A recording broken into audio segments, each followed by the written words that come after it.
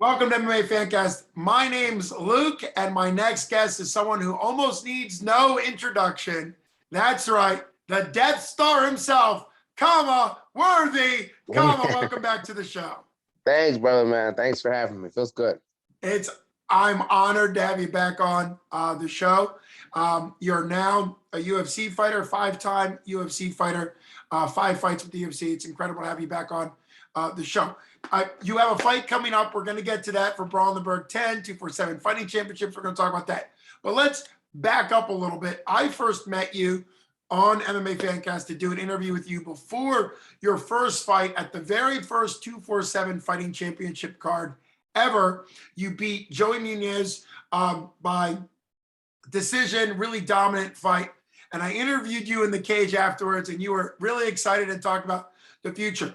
Go back to that time, which was April 6, 2019, and now look at it from your perspective. How much has kind of changed and how much has stayed the same since your first fight in 247?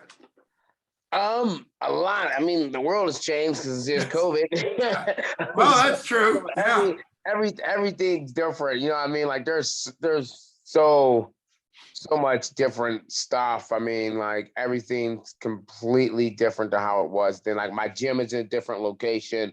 Obviously, I've fought worldwide now. So I mean, like yeah, it's a lot has changed. And then also in the same sense, a lot hasn't, but it's definitely a different road. It seems sometimes like I was sitting there talking to my little brother the other day. We were talking about me in the UFC, and like I was like, oh, I was in the UFC for like 2 years. Like and he's like, yeah, but it felt like 20 years. It felt like it was a lifetime and stuff. So yeah, I mean, time seems to like kind of freeze, and so much happens, and so much things go on. I mean, I bought a house with my family. I mean, like so much. My baby is no longer a baby. She's a little butthead. Like so much things happen in that period of time and stuff. So, well, first, congratulations on all the personal first. Having a house. I remember the first interview we did was video. I mean, I'm sorry, it was only audio, not video. It was before we were doing video. We were just doing audio, and your little daughter was like this big.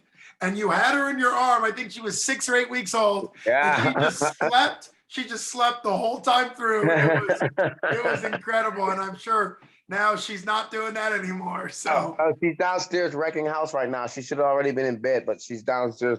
I gave her some yogurt before I came up here to eat this meal. So she's down there with her mom wrecking house. So well, that's exciting. Let's talk a little bit about the academy. You've moved it. You're the owner and the main coach there at the academy. What led you to move it, and how has it been since you moved the location of the Pittsburgh MMA Academy? Well, I mean, the biggest thing that made me move was the location where I was at. Like I was at the location where my first original gym, Fight Club Pittsburgh, was. I mean, then it became Pittsburgh Fight Club Pittsburgh Fight Club, and then became Mark Chirico's Martial Arts, and then I bought it and became the academy. So we had been at that location for 14 years. But the flooding had become a problem. And then Pittsburgh, because of all the developments here in Pittsburgh, the flooding in Pittsburgh, it's just a joke. It's like if you move to Pittsburgh, get a boat, because there's like flash flooding every year. It's like ridiculous now. So that was the biggest reason for moving it. Everything's been good. Like I said, COVID, we picked one hell of a time to move, because I moved, we signed the lease and everything. And then the next month, COVID happened and stuff. So, I mean, like, that's just how it's been for gyms everywhere. It's been hard, it's been bouncing back, but we're doing good. I mean, like, lots of new students, people still fighting out at gym and stuff. So it's going good. Well, that's a great attitude to have, given the fact that I'm sure as a small business owner, like you said, it's really been a challenging time to own a gym or to move a gym. But you have a lot of, you call them your ninjas, you have a lot of young BJJ kickboxing fighters. What's it like still really coaching? You don't just coach the pros or the advanced amateurs, you coach a lot of kids. What's that energy like for you? I like it. Like you have your days, just like any job. People can irritate you and shit like that. But I'm a people's person. I've always been a hands-on type of person. I couldn't see myself, no matter how much money it takes, doing a job that didn't involve me interacting with people. And I get to see people like become better versions of themselves. Like I love working with the kids. Like I get to see kids get out of their shell, and kids are scared of things. Like I had the kids kicking each other in the stomach today because I see like there's a bunch of new kids that worry about getting hit in the stomach. So I haven't worked on it. It's cool to like get kids, like they cry a little bit, then they get tougher, and then they get better, and they get slowly add on. I mean, the same thing with adults too. Like to see people slowly get outside of that shelter. And I like to tell them, I'm like, yo, when I started here, I couldn't jump rope. And that's the cool thing. When I'm like, yo, when I started doing martial arts, I couldn't jump rope or anything like that. So it's like everyone has a beginning, and you never know where it's going to go. So I like doing it. I think that's always very good as a high level fighter like yourself, to be around the kids and relate to them, and if they can see you as being as successful as you are, not being able to jump rope when you're their age. I mean, I remember being a kid and being blown away that somebody could read, because you're just so young. What do you mean? How can you read? So it's the same thing with all that, which is pretty great. Now, jumping backwards to your jump into the UFC, it happened with only a couple days notice. You had just fought and knocked out Adam Ward, which, he had been a Bellator fighter and was kind of known, and you had an incredible knockout.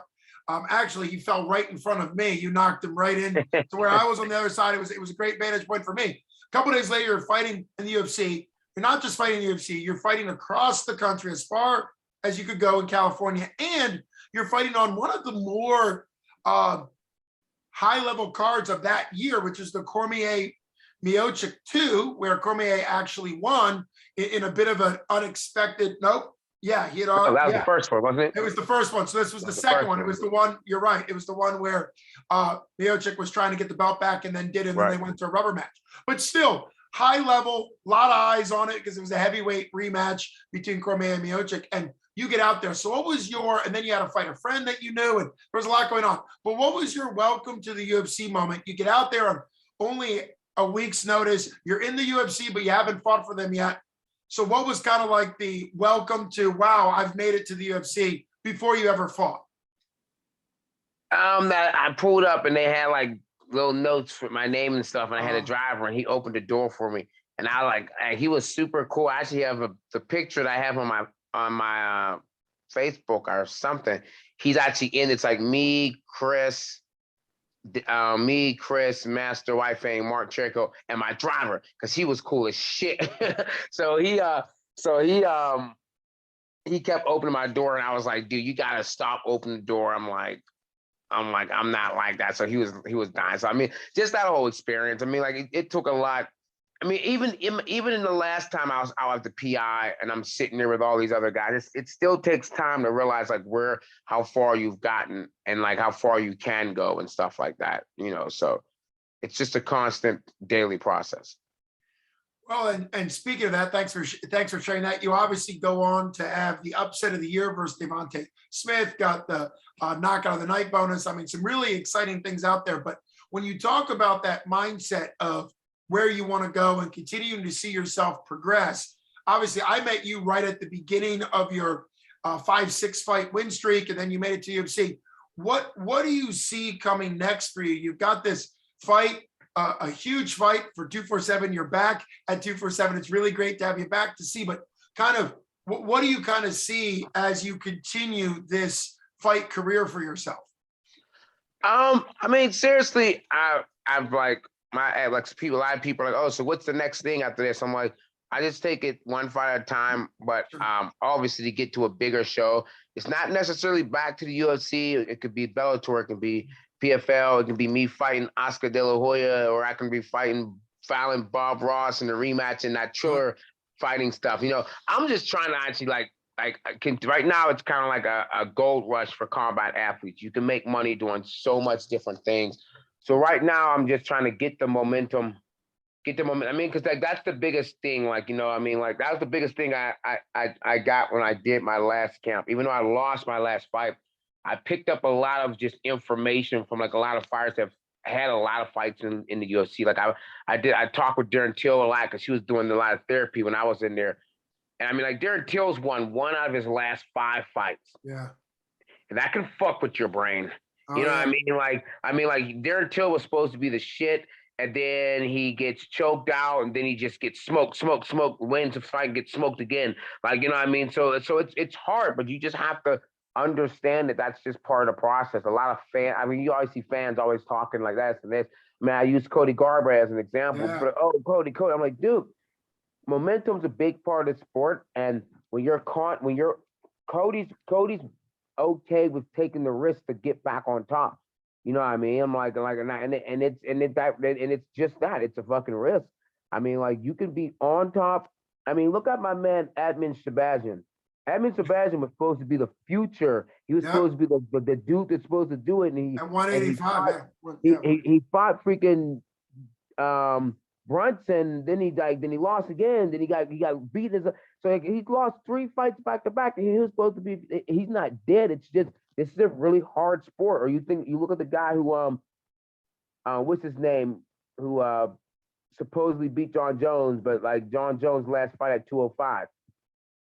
Reyes, whatever. Oh, yeah. He fought John Jones. Dominic Reyes.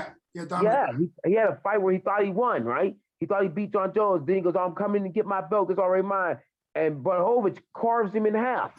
Yeah. And then he fights that crazy motherfucker with a fucking antenna off his head and gets caught with one of the most violent spinning elbows ever. You're just like, oh shit, your last 3 years you've been shit on. Like, that's brutal. You know what I mean? So like it's the sport. Like, a lot of people are like, oh, I'm like, no, dude. And in my case, my division's even more brutal. So even at the lower levels, you'll still catch 3 or 4 really, like, my 5 fights in UFC have been against nothing but studs. And that's just how the fuck it is, man. I've had, like, all of my guys have like 90 or higher finish rates. Oh, yeah. You know what I mean? Like, these guys, I'm fighting guys that come to fight. So that's a sport.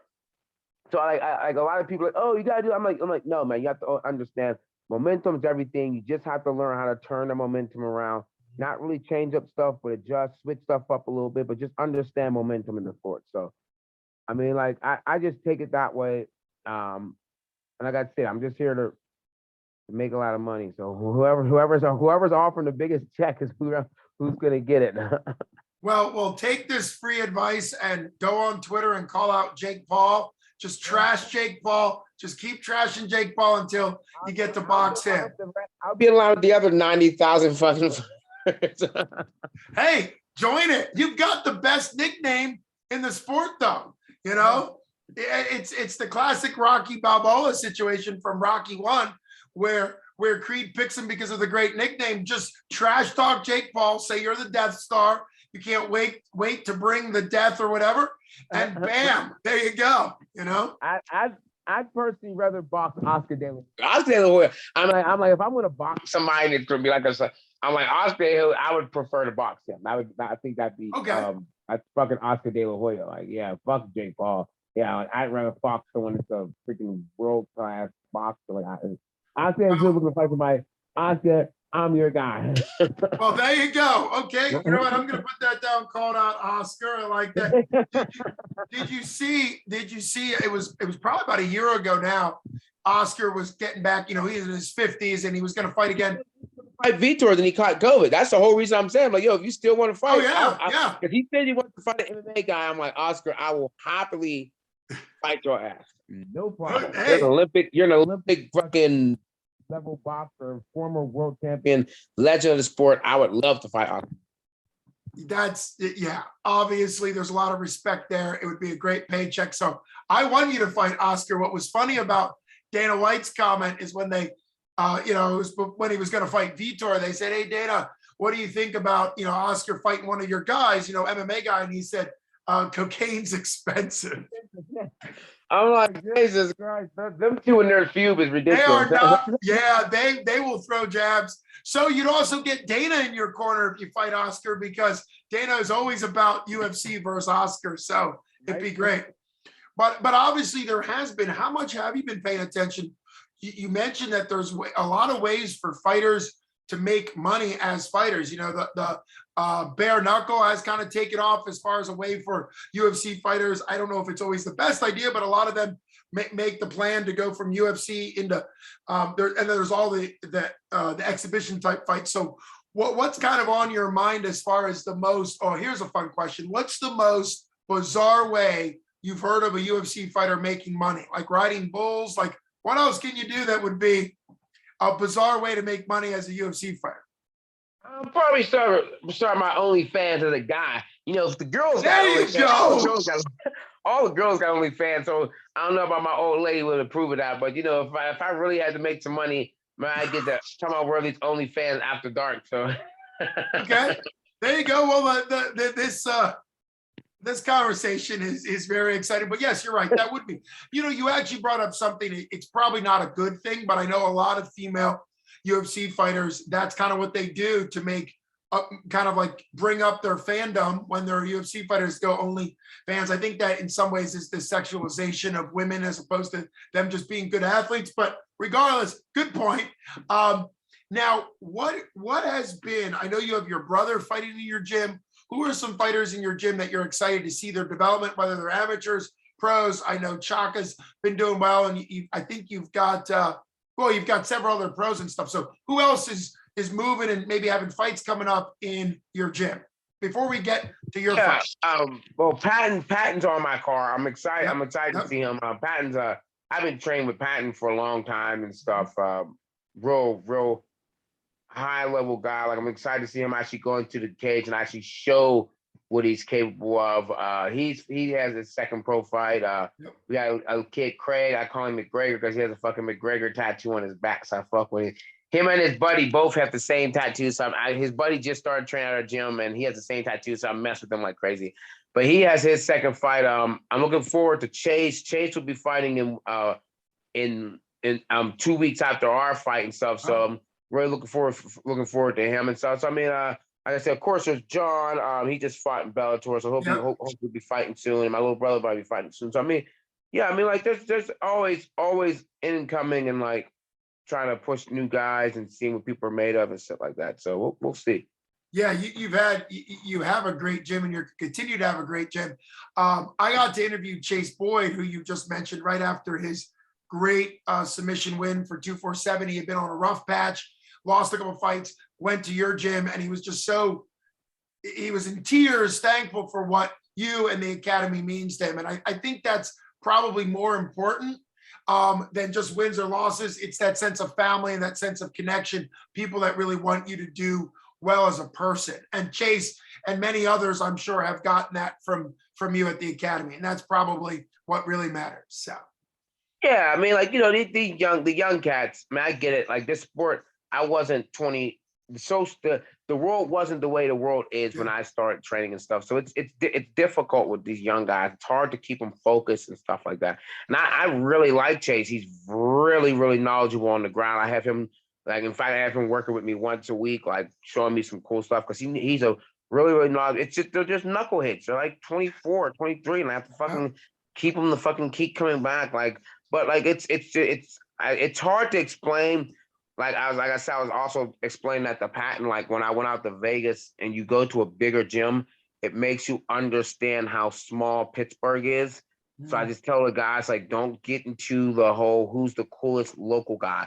Cause that's like being like that's like peaking in high school. Yeah. I'm like, dude, there's this like I don't want to be the best fighter in Pittsburgh. Like, who gives a fuck if I'm the best fighter? I want to represent Pittsburgh on a world stage. I don't want to be the best fighter out of Pittsburgh because there's been so many awesome local fighters from PA or from there and from there. Like, you know what I mean? Like when all the fighters that were fighting, when I started fighting, were the shit. When I started fighting stuff, they don't even fight anymore. You know what I mean? So I mean, that's not my goal, Mike. So I don't really, it's hard to tell people that. Like, don't care about amateur belts and anything like that. I'm like, who gives a shit? I got one amateur belt when I was an amateur and I got one pro belt. You know what I mean? And now, like, it's like really belts don't really matter unless they're like real freaking belts. You know what I mean? Like, so it's like up leveling yourself and like thinking that way. You have to, like, my old mentor used to tell me, act local, think global. That's how I still operate with my fight career and everything else I do. I act local,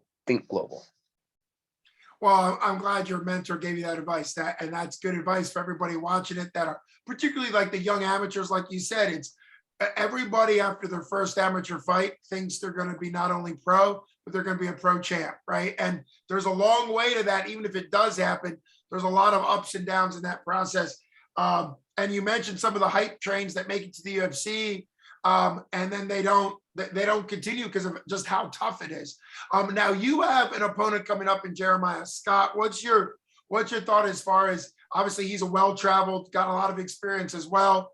I mean, you've always fought a lot of durable, experienced guys, and obviously this is your homecoming to Pittsburgh. You may end up at a different, at a different level, different stage soon. Bellator, like you said, ONE FC. WSOF is no longer WSOF, it's PFL. I always make that mistake. So PFL. So what are your thoughts coming in against Jeremiah Scott? He's tough. I mean, he's definitely a tough guy, but I mean, like, I don't look past anyone, but there's still levels to the fight game.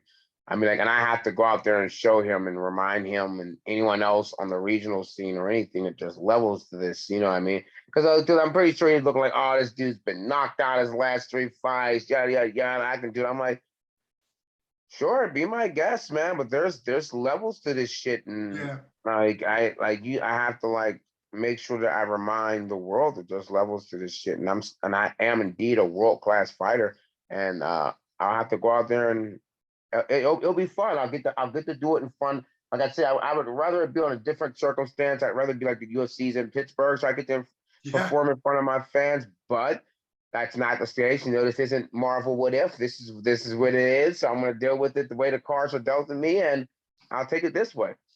Well, great job bringing in Marvel What If, and everybody go check it out on Disney Plus. Disney, feel free to pay both of us for bringing you up in this interview.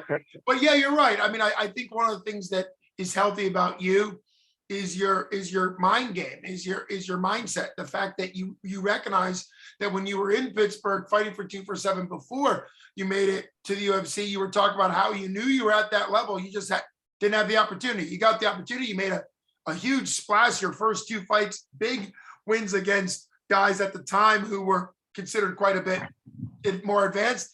And what you're saying now is, you're fighting in Pittsburgh again. You're going to put on a great show, and it's a good opportunity for you. It's very exciting for me to be able to have you back in the 247 fold. I know you still have quite a lot to do and a lot of excitement, but it is great to see the Death Star back fighting, and I'm glad that you're doing as well as you are. The people that you lost to are great fighters. You're a great fighter. It becomes, like you said, it's all part of the game. If you can't handle the game, you can't be in it, and you mentioned that with Reyes and others. Sometimes the mindset becomes kind of counter, like it's hard to deal with a loss. It's hard to deal with challenges.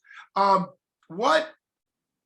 trying to think a UFC question. Oh, it's a dumb one, but it's a good one. What's your favorite UFC swag? I've seen the huge bags that are kind of like backpacks, seem really cool, but what's your favorite UFC swag that you got? I like the sweatpants.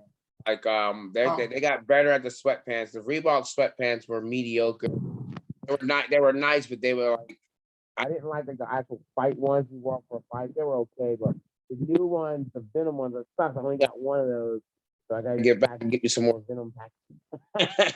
But yeah, the new Venom jackets are really cool. Oh yeah. The new Venom. It's probably the best thing I got from the UFC would probably be the underwear. They have really nice underwear, like really nice, firm fitting for athlete type of. Well, hey, I'll make sure I check your underwear the next time I see it and make sure you're wearing your UFC underwear. But it really it's been a wide-ranging interview. It's been an honor to have you on. Let's do the plug, though. For everybody looking for tickets for 247 Fighting Championship Brawl in the Berg 10, I expect it to sell out.